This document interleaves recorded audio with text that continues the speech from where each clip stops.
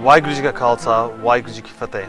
Welcome to Akal channel. Today we will be discussing issues around a recruitment drive by West Midlands Police.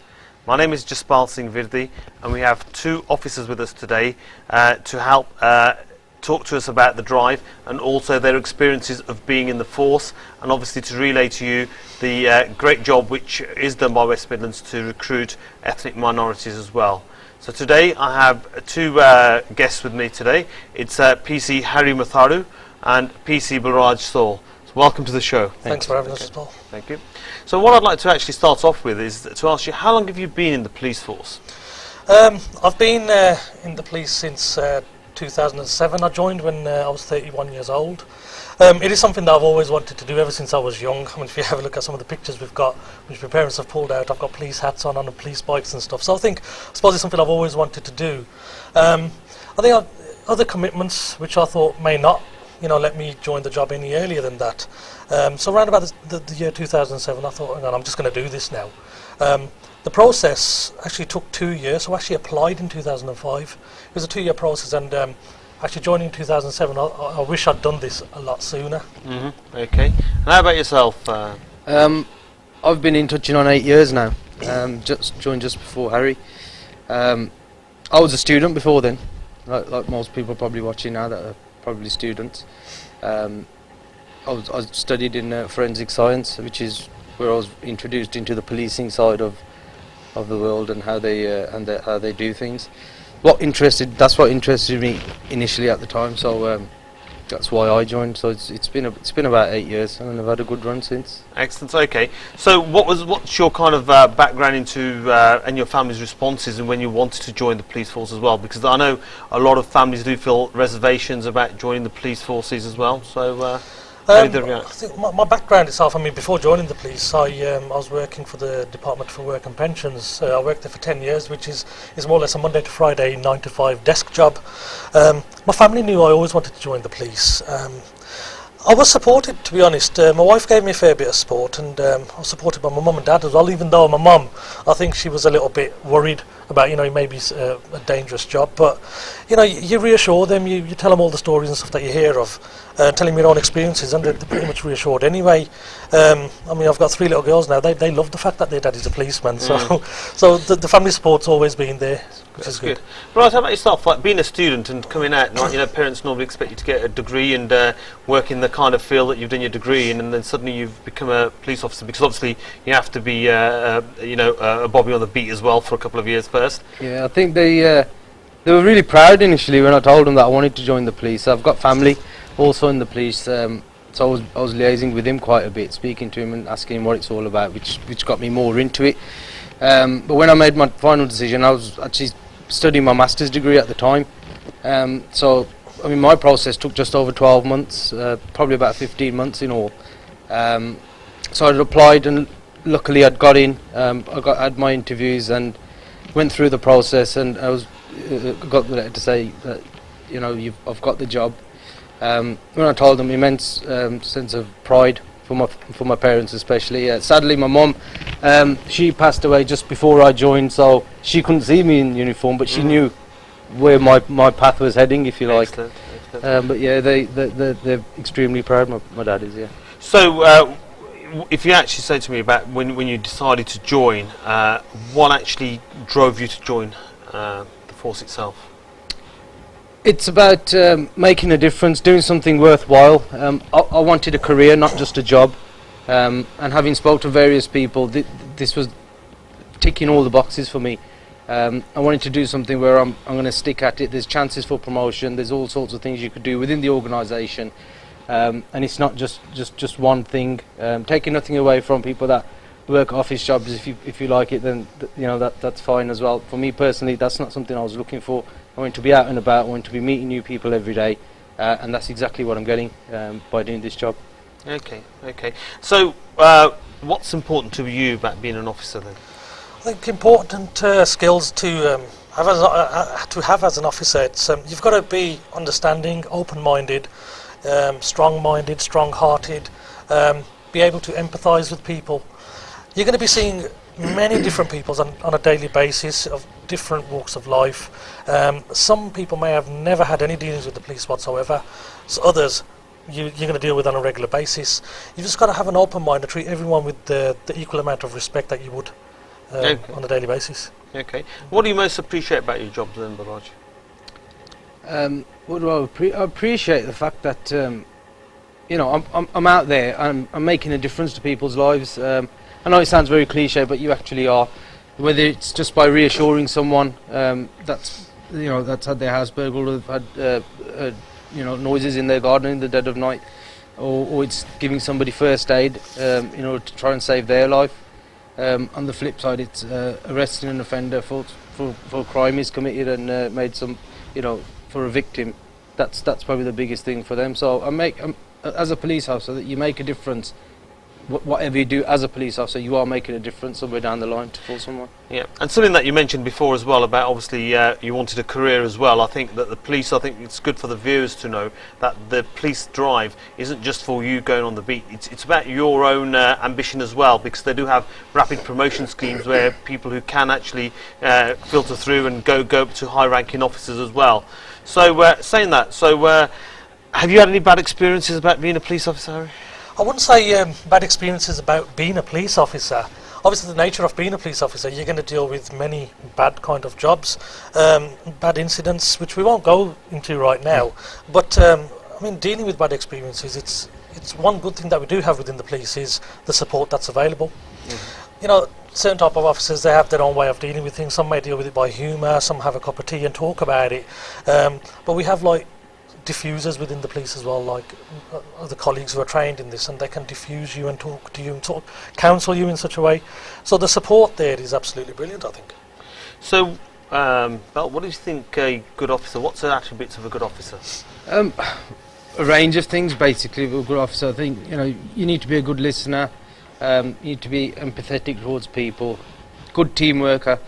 I think that's a crucial part. We, as a police, you work as one team. No matter what job you go to, you might be dealing with one thing. You may need to hand it over to somebody else. You need to liaise with people, work with each other, work with your supervisors, even with your peers. And you've got to be a good team worker, good at problem solving, confident in yourself. There's a whole list. It's not exhaustive. Things we look at is serving the public, good decision making, professionalism. And things like that. You need to be calm. It's attributes that people probably have already got, but I think this job will just bring them out of you. I suppose number one is integrity as well. Of course, being a police officer, the biggest thing, what ranks highest is your integrity as an individual, Yeah. Not only in your personal life but obviously in your professional life as well. That's correct. Which is quite good. Okay, so how important is teamwork? Obviously, you have to work with a team. You've got to support each other. How important is it? Teamwork is important. At the end of the day, the West Midlands Police, we are one big team. It is important. There will be times where you'll be working on your own. At the click of a finger, you may be having to deal with a bigger incident where you're required to work as a team. A quick example is like the violent disorders that took place. That all happened quite quickly. You've got to work as part of a team where you're going to be given specific instructions or specific tasks to deal with. Each officer within your team will deal with that, and the job's going to get done efficiently anyway. Yeah. Another flip of coin, you're going to go and work on your own again. You just don't know what's going to happen in this job. And I suppose you have to work with a lot of other agencies as well, like social workers and obviously agencies as well, external influences. Okay, so within your role at the moment, what do you see as being your career prospects and moving forward? Your police officers at the moment, are your constables, yeah? That's correct. Yeah. And to move on, what's your progression? In general, there is a progression path, if you like. You mentioned the HPDS scheme, which is the Higher Potential Development Scheme, which is open to applicants to apply for. You referred to it as, I think, the Rapid Promotion Scheme. Scheme. It's something very similar. When you join, for the first 2 years, you will serve as a probationary period. After that, if you like, the gates open. There's all sorts of different areas which you can explore, whether you want to go into CID, whether you want to go to the dog unit, firearms, public, like OSU, which is the operational support unit, which deal with most of the riots and that kind of stuff. Or if you want to climb the promotion ladder, that's available for you as well. You can after your 2 years, you can apply to take your exams, which will which will take you to becoming. And there's other areas as well, like obviously there's a CID branch and things like that. I mean, like you stay within your same rank as well and work on these different teams, as Bill's just said. CID, firearms, dog section. There's so many other departments which are not sort of advertised before you join the job, if you know what I mean. There's all internal vacancies. Another thing I'd just like to clear up on, we mentioned earlier about spend 2 years on the beat. I think a lot of the public out there, they think 2 years on the beat is you're walking around an area. That's not what it's far from it. The first 2 years as a probationary officer, you're going to be getting stuck in and involved in everything. I mean, we work response, we started on response and we're still there because it's just so varied in everything we do.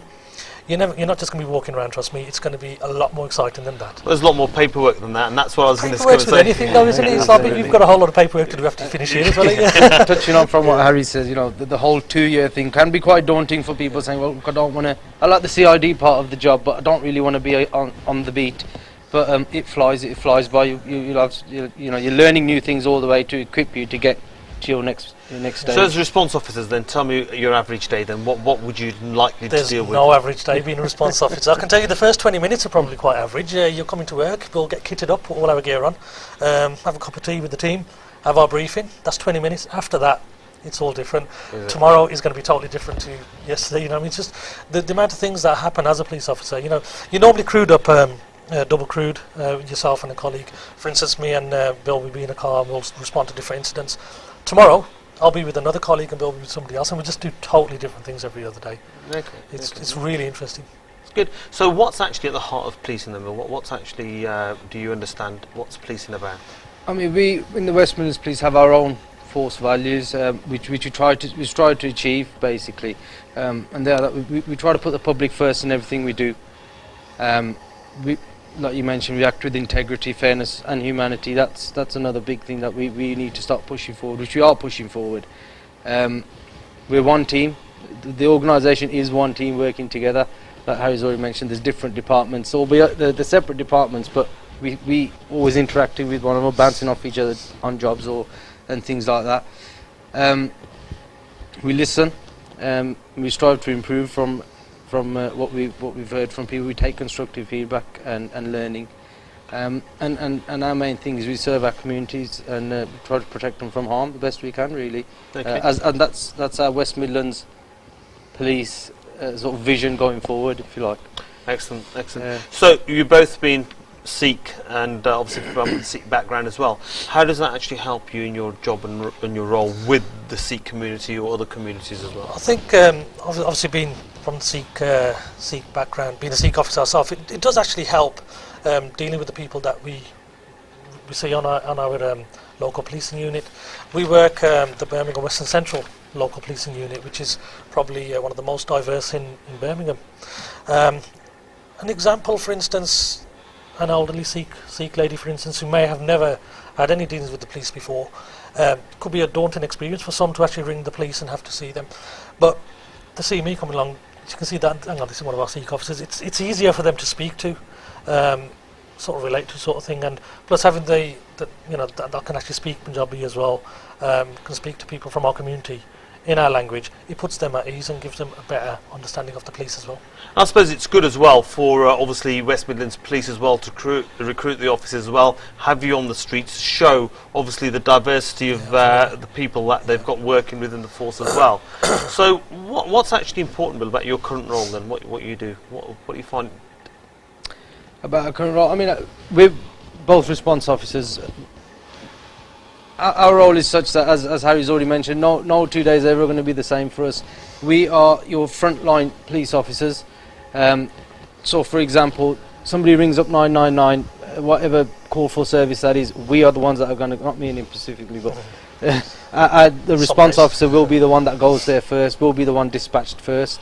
And, we're trained in blue lights and, to get there faster, but in a safe manner as well. So give me an example of something that you deal with on a daily basis. I know there's a lot of things that you deal with. So on a 999, what would you actually be dealing with? 999 normally robberies, burglaries, people's house getting burgled, violent disorders, violent crimes, stabbings, shootings, road traffic collisions. Yeah. domestic violence, deal with searching, scene guarding. There's just so much to actually, think about it. I mean, you could be going from one job where you've gone to attend a burglary, and you've taken details for that, and you've been cleared from there, and you've now got to give first aid to somebody who's had a road traffic collision. Going off from there, you're probably going to somebody that you've got to detain because he's been aggressive to someone, and you've got to get hands on and use reasonable force in order to restrain that person. So all that can happen within 2 hours of your day. Be able to adapt really quickly. Absolutely, there's a lot of diverse different areas, then, isn't there, as well? So, so obviously, does it still give you a buzz being a policeman and being in the response units? Because obviously, you've been like there for 8 years, and you're similar, isn't it, as well? 7 or 8 years. Yeah. So, does it still give you a buzz? Do you enjoy it? Yeah, definitely, most definitely. I think it's driving, blues and twos. I mean, most of us want to join the police to drive, fast cars and blue lights and everything. I think I've been doing that now for about 4 or 5 years, and every time you sit in that seat and you've got to press that button, it's like, hang on, this is like my first time. It's quite exciting, isn't it? Yeah. It is exciting. I mean, it's all done with proper training as well. We go on a 3-week course in order to be qualified to drive in that manner, and you still have to. It is fun. It is always fun. You just have to be safe at the same time. But yeah, I mean, as I say, I've been doing it 8 years. All I've worked is response, because that's all I'm happy doing at this moment in time, and I wouldn't change it for the world. So, would you recommend West Midlands Police as an employer for people who at home, they're looking to maybe join the police force, have had a thought about joining the police force as well? Do you think that it's... Yeah, definitely. It is a good career choice. I mean, as Bill said earlier, it's not just a job, it's a career. The West Midlands Police, with the second largest police force in the country, after the Metropolitan Police, it's a professional organisation. We've got great officers, great knowledge. We're covering an area of 348 square miles and serving a population of 2.6 million. There's a couple of figures for you. Yeah. So quite a few...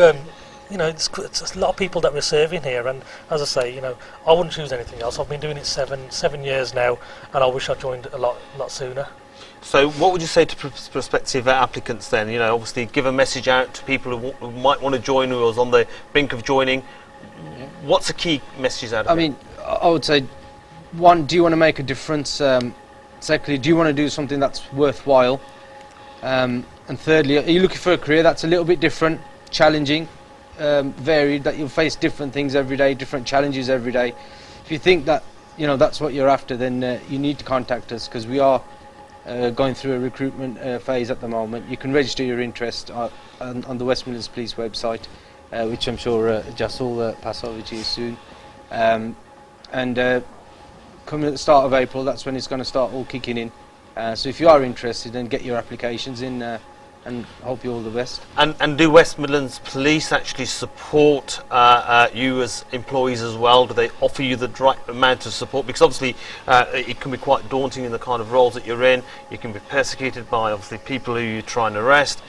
Do you get the right level of support? Absolutely. I don't think I've never felt as if I've been treated any different to anybody else. Everyone's treated exactly the same, no matter which way you want to go. If you want to go up the promotion ladder, you'll be treated exactly the same way as you would with another officer. So you're treated absolutely fairly. I can touch wood wherever I can find it. I've never come across any discrimination against me. Did you ever have any reservations when you joined the police force because of your ethnic background? I personally didn't know, because I knew quite a few people, and they're still in the job as well. So I had the opportunity there to actually speak to them and ask them questions, any reservations I may have had. One of them, obviously, what's it like, wearing a bug as a police officer. They explained everything to me, they put my mind at ease, so those questions for me were answered. But then I appreciate there may be people out there who want to join the police and they've got questions, but they don't know who to ask. So hopefully, doing this interview with you today is going to give people that little extra push and actually join. Okay, so have you faced any challenges at work? Challenges vary, going from job to job. You can go to a job where you'll see something that you'll never ever in your wildest dreams think that you're going to see or hear that thing ever.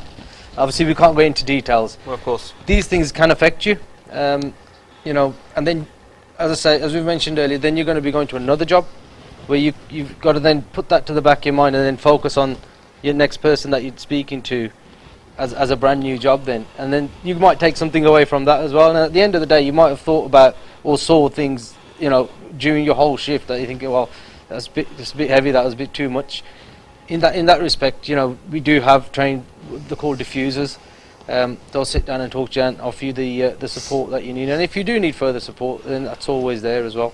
Okay, so do people interact with you differently when you're on patrol, like people who know you as well, or people out there as well, seeing you in uniform? Do you get a certain amount of respect out of that? I don't know, it's a bit difficult to say, to be honest.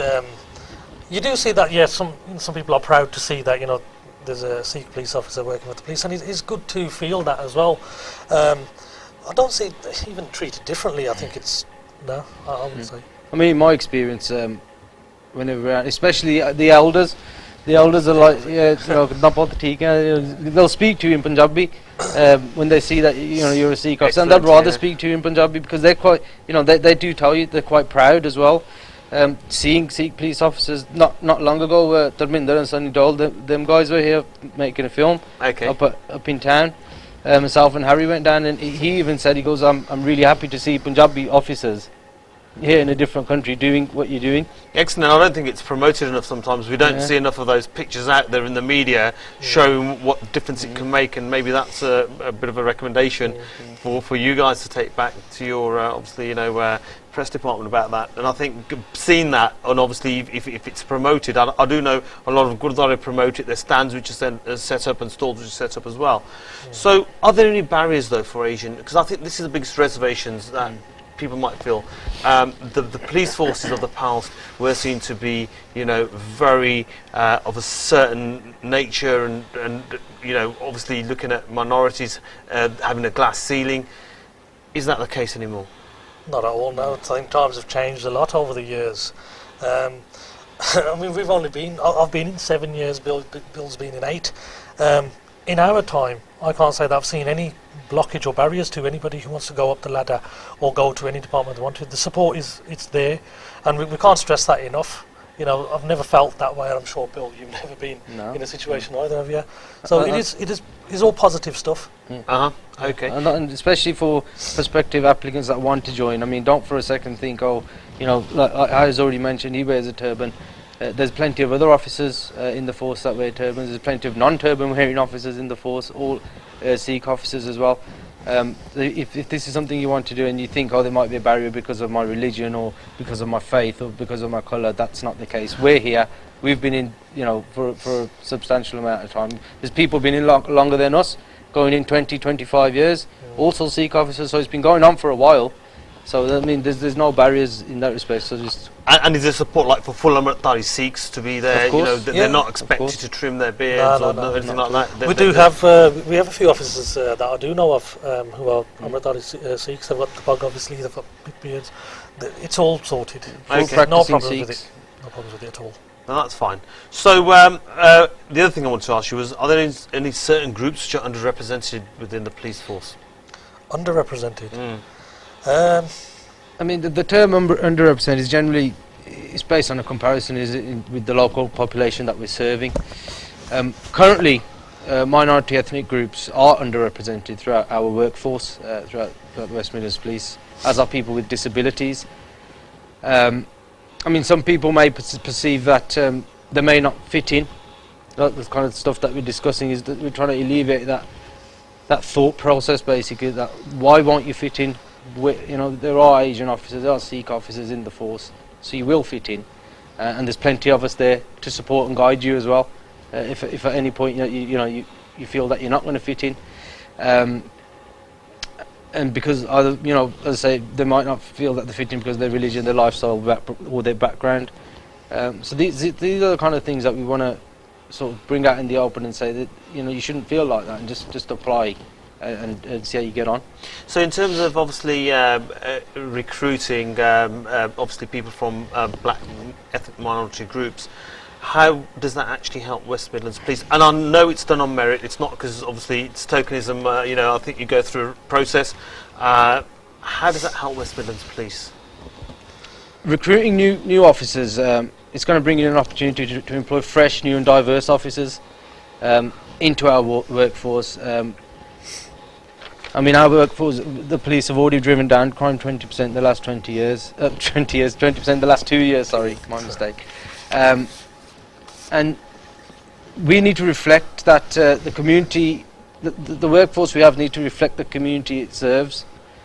So that's why we're looking to bring in new faces, new officers from various different backgrounds, because as Harry's mentioned, we are probably one of the most diverse areas that we're serving, probably in England, as one cluster. We've got a whole variety of different cultures, religions going on where we are. Sikhism is one of them, especially working Handsworth. You know what I mean? You've got people working here that know the culture, that you can resolve issues a lot quicker than having to, you know, put people in a position where they think, hold on, I'm only trying to celebrate my religion, or this is my religious belief, that's why, you know. It does help having that knowledge about your local area and stuff. So we could do with a few more of us, to be honest. So tell me, who are the most senior ranking like Sikh officers in West Midlands Police Force at the moment? I don't need to know names, but what the kind of position they're in. Chief superintendents, I believe we've got a couple of two chief superintendent officers. We've got a superintendent as well. Then I do know of a chief inspector. I know of quite a few inspectors, many sergeants. So and many constables as well. Yeah. So we're going all the way down the tree. Yeah. Excellent. So what I do think is very important is, as a youngster, when I told my dad when I was about 19 or 20 that, you know, I'd love to be in the police force. They've got this promotion scheme. I was told, go and get a proper job. You know, go to university, become a doctor or a dentist. And I didn't do that either. But what I'd like to emphasise is that the integrity of working as a police officer in India, being a police officer is seen as being a very high-ranking, good post, you know, and obviously equivalent to someone who is a doctor there, or as a dentist, or even a solicitor or a lawyer. But obviously in the UK, I think we need to drive home the fact that these jobs are very important. You're not only helping your communities, you're building a career path for yourself and your family as well. And, you know, if you work with integrity, there is a path up.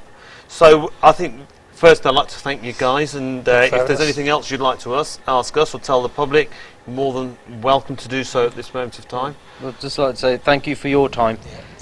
If there is anyone out there who's looking to join West Midlands Police, don't hold back. Get on that website and get your interest registered. It's going to start kicking in at the beginning of April, so just keep an eye on that website, and as soon as the applications are being sent out, get yourself one and get applying. Website details are www.west-midlands.police.uk. If you click onto the recruitment page, all the information will be there. You can register your interest right now, and as Bill says, from the first week of April they'll be opening up recruitment. So how long will that process take then? I think this is quite important, because you said, you know, yours took 18 months, one took 2 years to actually be honest with you, get into uniform. I wouldn't be able to answer that question. It's a difficult one. It varies from person to person. I don't know why mine took nearly 2 years and yours took what? Just over 12 months. So do you know what the average is? Is it about 12 months from start to finish, because you have to go on training and you've got to be vetted? That all comes afterwards. First of all, you've got to fill in the application form. Once you've given the application form in, you've got to attend an assessment. After the assessment, there's medicals, there's fitness tests, security checks. Security checks, I think, is probably the big one as well. There's references. It's just a massive process, which I think it takes time because of that. But I don't know why someone will take 2 years and it will take a year for another. It just varies. I can't answer that. It's just down to the individual. So something that we discussed earlier as well with both the guys, Harry and Bal, was that obviously there is no restriction in terms of height. Obviously, you know, in terms of obviously visual impairment, if you're wearing glasses, there's no restrictions such as those anymore. Wearing a turban, you know. So let's try and build that drive up. And as I said, the recruitment drive is going to start in the first week of April. And you've got the website where you can actually register your interest. And obviously, we'd like to, obviously, you can ring into a Carl TV as well, or go on a Carl channel, and we'll actually put the details on that to reference where the website is for the drive, and promote this properly. I thank a Carl TV channel as well for obviously having you here. And actually, this is a very important subject that we don't know about, and obviously we want to get people recruited on and build their career paths as well, given them 30. Yeah, I mean, if anyone does have any questions, I mean, feel free to write into a Carl channel. We'll be able to answer those for you on a future programme, maybe. Thank you very much indeed. And we'd like to thank yourself, Jaspal, and a Carl channel for having us here. Thank you very much. Waheguru Ji ka Khalsa, Waheguru Ji ki Fateh.